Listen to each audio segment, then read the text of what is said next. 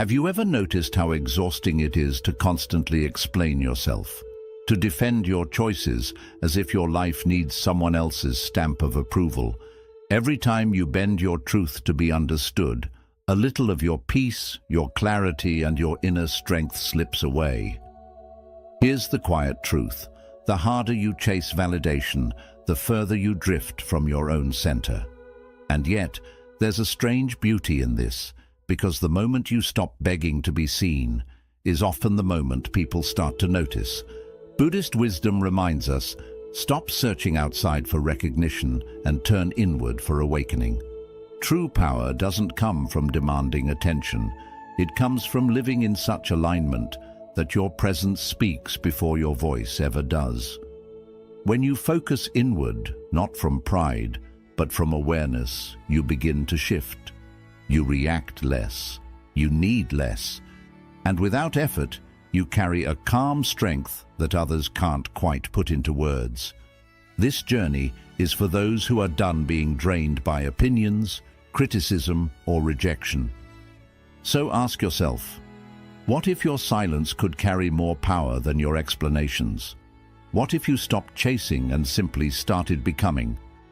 Stay with me until the very end, because I'll share a rarely spoken habit that, once embraced, can quietly astonish everyone around you without a single word.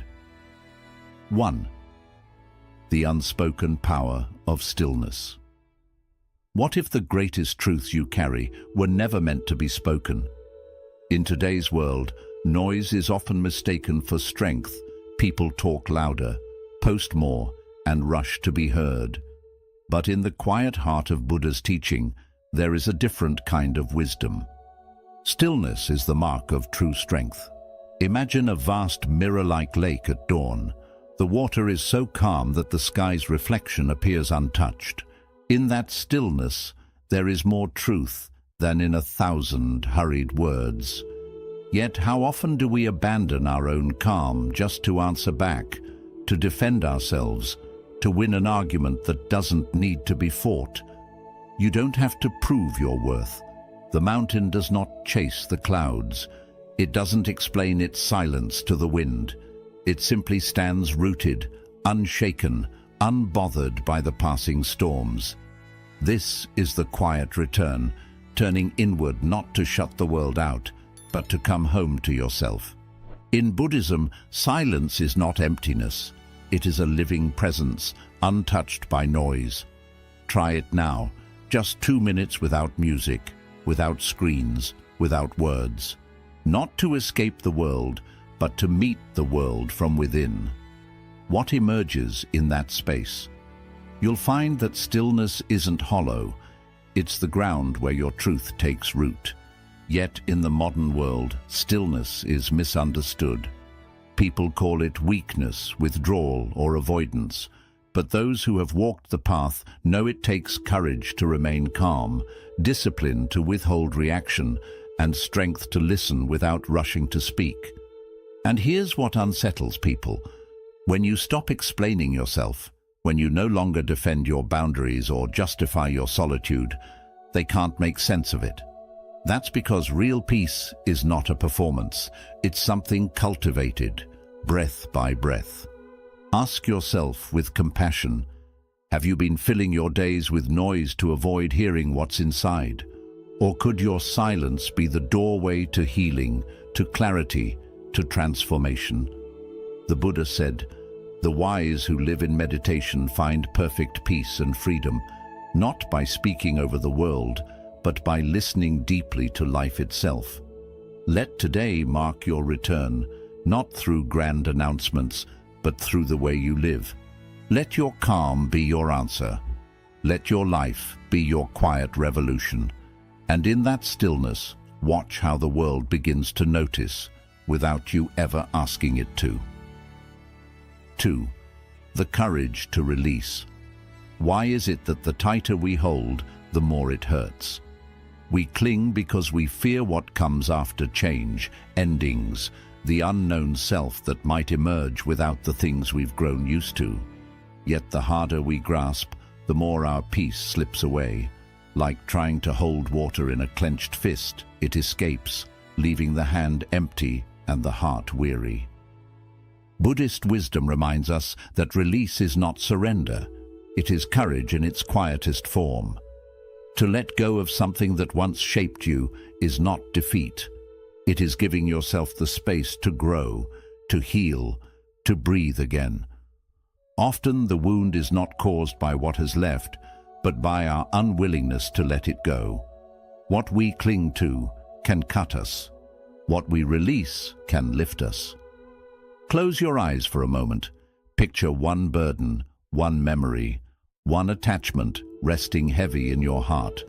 Now imagine placing it gently into a flowing stream. Watch the current carry it away. No struggle, no resistance. This is the way of the wise. They do not wrestle with the river. They trust its course, knowing that what is meant to stay will remain, and what must leave will drift away. Still, the mind protests. It whispers, "What if I need this? What if I am nothing without it?" But this is an illusion. What truly belongs to you will never require your desperate grip. It stays because it is part of you. What departs does so to create space for something truer, lighter, more aligned with who you are becoming. Ask yourself softly, what am I holding that is already asking to be set free? Is it a relationship, an identity, or an old version of myself? Sometimes the most powerful statement you can make is not in holding on, but in letting go without anger, without spectacle, without explanation. The Buddha taught, you only lose what you cling to. And when you no longer fear what falls away, you rise stronger, steadier, freer than before. Others may not understand your peace. They may wonder why you no longer fight, why you no longer chase, but it is because you have stopped grasping and begun flowing. You have chosen to focus inward, not in bitterness, but in purpose. You let go not to run away, but to grow into who you truly are. And when you do, something remarkable happens. Your energy shifts, your life rebalances, and you begin to move through the world with a lightness that surprises those around you. In the end, you will not be remembered for how tightly you held on, but for the grace with which you opened your hand and trusted the river to carry you home. 3. The strength of unshakable. Calm. What if the clearest boundary you could ever set was your own peace? In a world that thrives on noise and quick reactions, people expect you to answer immediately, to match their energy, to join their storm. But in the heart of Buddhist wisdom lies a quieter truth. Peace is not surrender. It is strength in its purest form. The ability to remain steady in moments of provocation is not weakness. It is mastery. A torch does not argue with the wind, it simply keeps burning. Your calm is not the absence of power. It is the proof of it. Picture a candle in a storm, its flame steady not because it fights the wind, but because it protects its own light. You can be that candle. Choosing not to be disturbed doesn't mean you are detached from life. It means you are free within it. When someone tries to drag you into chaos, you have a choice. You don't need to defend every truth or respond to every shadow that passes your way. Sometimes the most powerful statement you can make is to say nothing. Sometimes the greatest move is stillness. We're taught to prove, to justify, to explain. But the moment you stop reacting, everything changes. People notice, they question, why are you not answering? Why are you so still? And in that stillness, they encounter something they can't control. You are no longer at the mercy of the outside world. You are anchored in yourself. Try this. The next time you feel pressure rising within you, pause. Take one slow breath. Create just a moment between the feeling and your response. That space is your sanctuary. That pause is your wisdom. And in that quiet, you'll meet the truest version of yourself. Ask yourself gently, who am I when I don't react? Who am I when I no longer need to defend or explain? You are not the noise, you are the awareness that hears it. You are not the storm. You are the sky it passes through. And when you learn to be the witness instead of the fighter, your energy shifts, your vision clears, and your path becomes light. The Buddha said, "Those who are free of resentful thoughts surely find peace." So let your peace be your boundary, not in walls or sharp words, but in a clarity that says, "I will not go where my peace cannot follow."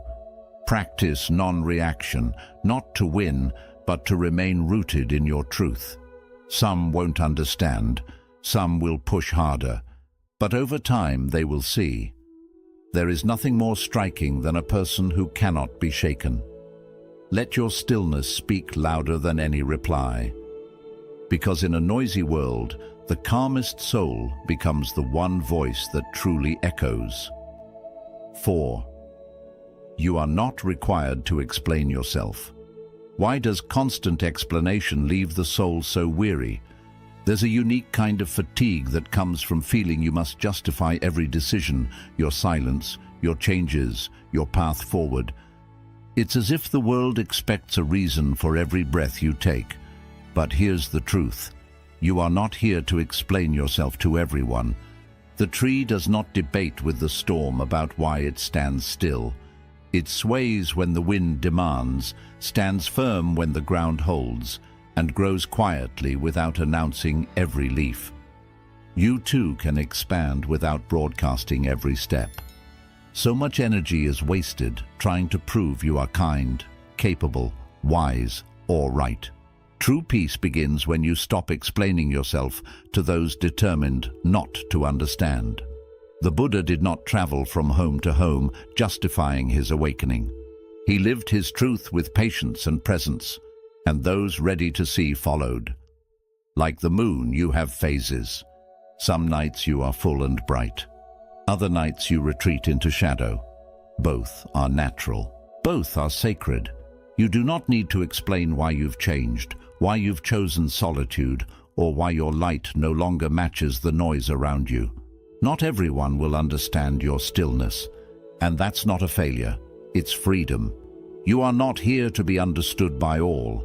You are here to walk in harmony with truth. So the next time someone misreads your boundaries, your no, or your silence, let it be. Don't chase their approval. Don't rush to correct their story. Instead, notice what your quiet teaches you about where your energy truly belongs. In that pause, something priceless returns your focus, your calm, your inner authority. Ask yourself gently, who am I trying to convince and why? Is my need for validation born from love or from fear? When your attention shifts from proving your worth to protecting your peace, you become unshakable. Not because you've closed your heart, but because you've mended it. The Buddha said, "A man is not called wise because he talks and talks again. But if he is peaceful, loving, and fearless, then he is in truth called wise." Wisdom doesn't defend itself. It doesn't seek permission. It simply radiates. And those meant to feel it will understand, even in silence. So turn your focus inward, not to shut others out, but to deepen your own roots. Let the world think what it will. Let the noise come and go. You are not here to persuade, you are here to become. And in that quiet becoming, you will astonish more than you ever could with words. 5. Master yourself or be led by the world. Why is it that a single harsh word can ruin an entire day? Why can one failure crush your spirit or one person's opinion shake your confidence? This is the quiet suffering of living at the mercy of everything outside yourself. When you have not anchored your mind, the world will pull you in every direction, often without you even noticing. Buddhist wisdom has long offered the same truth. Master yourself or be mastered by the world. Your mind is not your enemy. Yet when left unchecked, it behaves like a wild horse. Powerful, fast, but unpredictable. It bolts not toward your dreams, but away from your peace. It can trample your intentions, scatter your focus, and leave you exhausted. A wild horse cannot lead a caravan. It creates only chaos. But once it is guided with patience and steady hands, it becomes a force of quiet strength. In the same way, you must learn to take the reins of your mind. Begin by noticing your reactions, not with judgment, but with awareness. The next time a thought rushes in or an emotion rises like a wave, pause. Ask yourself gently, who is steering this moment, me or my emotion? Each pause is a victory. Each moment of deliberate choice, rather than automatic reaction, is a step out of the prison of reactivity and into the freedom of self-mastery. Most people live as captives of their own feelings. They say, "This is just who I am," or "I couldn't help it." But that is an illusion. Every emotion is a guest, every thought a passing cloud. And you are the sky, vast and unmoved, deciding whether to follow or to let it drift away. So ask yourself quietly, do I act or do I merely react? When your actions come from alignment, they are deliberate, grounded, and powerful. But when life is only a series of reactions, you become like a leaf, tossed by the wind, never still, never certain, never free. The Buddha said, "Though one should conquer 1,000,000 men in battle, he who conquers himself is the greatest of conquerors."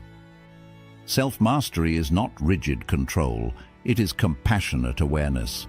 It is knowing your own patterns, your own triggers, your own peace, and choosing to move with wisdom rather than compulsion. Focus inward not to escape the world, but to meet it with clarity. You don't need to run from life, you only need to stop letting life rule you. And when you do, something changes. Your steps become slower but surer. Your voice softens, yet carries more weight. You begin to choose calm over chaos, and people take notice not because you demand it, but because your presence has shifted. The one who has mastered themselves needs no crown. Their very being speaks of power. 6. Letting go because you truly care. What if caring deeply didn't mean holding on tightly? Many of us mistake attachment for love. We think that to prove our care, we must be involved in every detail, guiding every outcome, shaping every moment. But Buddhist wisdom offers another path. Let go not out of indifference, but because your care runs deeper than control. Real love is spacious. It gives others the freedom to grow at their own pace. It does not bind, it does not demand, it does not insist on shaping someone into what we think they should be. Attachment often hides a quiet fear, fear of loss, fear of change, fear of uncertainty. True care is fearless. It trusts that what is meant to remain will remain without being gripped. Think of a wise gardener. They do not tug at the petals to make a flower bloom faster. They water, they nourish, they watch patiently. They care not through force, but through gentle presence. And yet, the mind resists.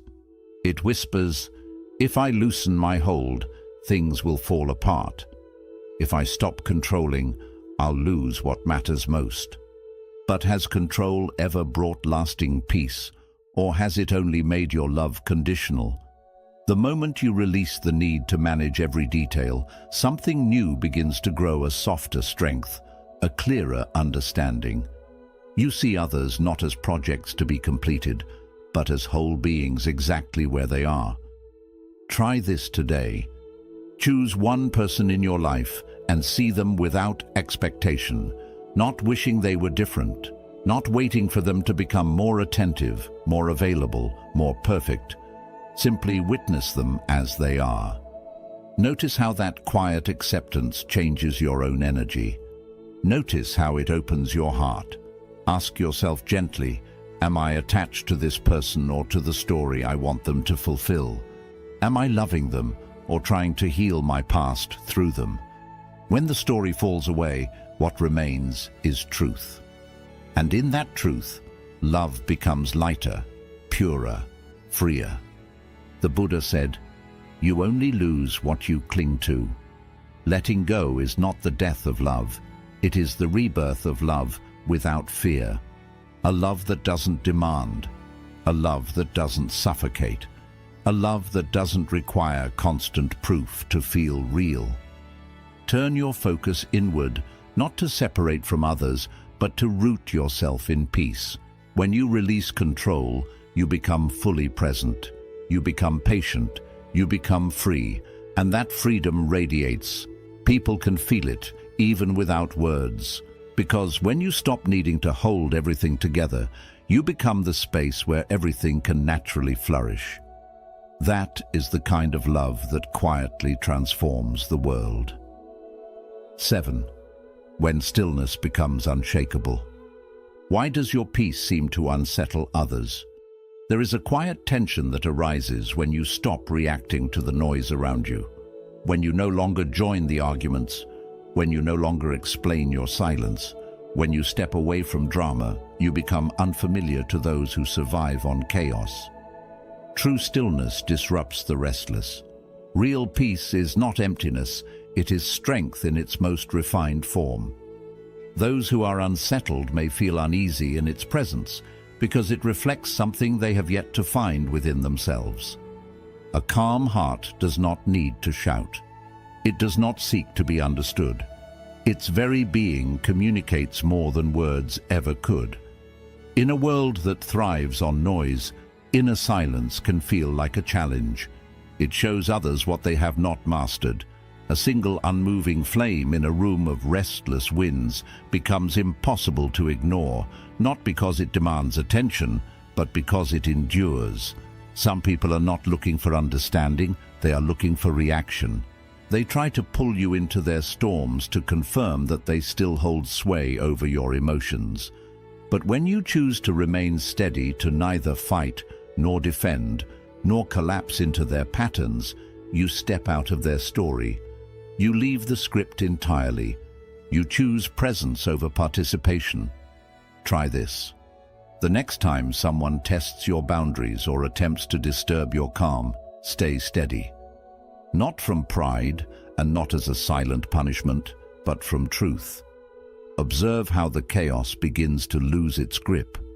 Notice how it becomes clear what belongs to them and what to you. Because when your peace is no longer for display, when it is not dependent on perfect conditions, it becomes real. Ask yourself gently, does my calm remain only when the world is quiet, or does it stay with me when the room begins to shake? The true measure of peace is not how it feels on a meditation cushion, but how it holds you in moments of challenge. The Buddha taught, better than 1,000 hollow words is one word that brings peace. And sometimes that one word is not spoken at all, it is simply presence. Focus inward, not to escape life, but to move through it untouched by what does not serve you. The deeper your stillness, the less you are pulled into reaction, the less you react, the more you see. And in that clarity, wisdom quietly blooms. Let your calm be a mirror, not to judge, but to show others another way to live, another way to respond, another way to be. And in choosing that way, you may find you have become the strongest person in the room without ever raising your voice. What if the truest transformation didn't need to be displayed to be real? In a culture obsessed with showing progress, it's tempting to believe that healing only counts if others can see it, measure it, or praise it. But the most profound healing, the kind that reshapes the soul, often happens in places no one else can witness. It unfolds in stillness, in private moments, in the way your breath feels softer when you wake, or in the way you choose patience where you once chose reaction. The bamboo spends years sending roots deep into the earth before a single green shoot appears above the soil, and when it finally rises, it does so with strength that surprises everyone. You don't need to announce your growth. You don't need to explain your absence, your new boundaries, or the peace you found. When you heal quietly, the transformation is undeniable, not because you speak it into the world, but because you live it. Your energy shifts, your choices refine.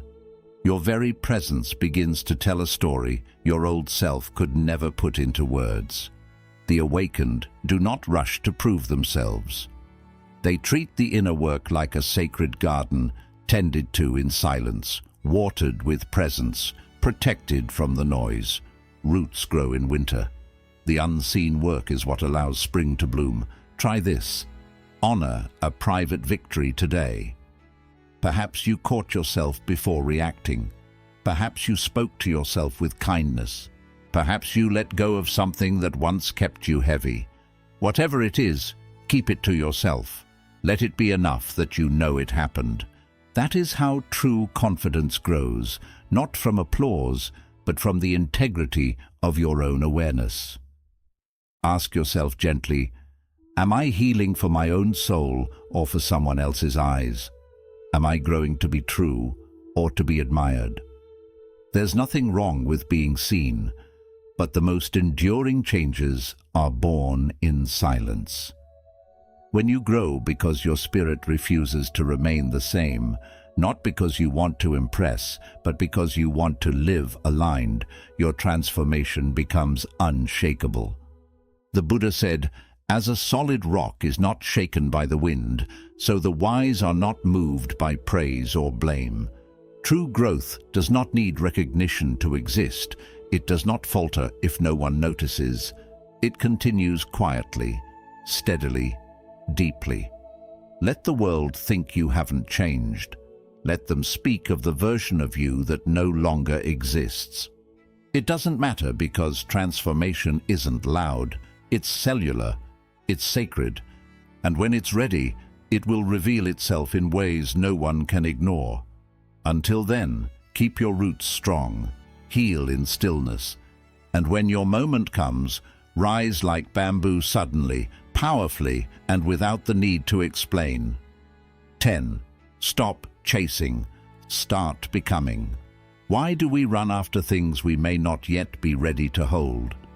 Much of our restlessness comes from grasping, reaching for love, success, approval, or recognition, as if they were the missing pieces of our worth. Yet in the quiet heart of Buddhist teaching rests a different truth. Do not chase, become. A ripe fruit does not call to the bee. It does not beg to be seen.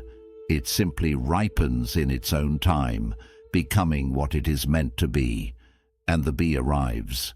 The tree does not rush to bloom.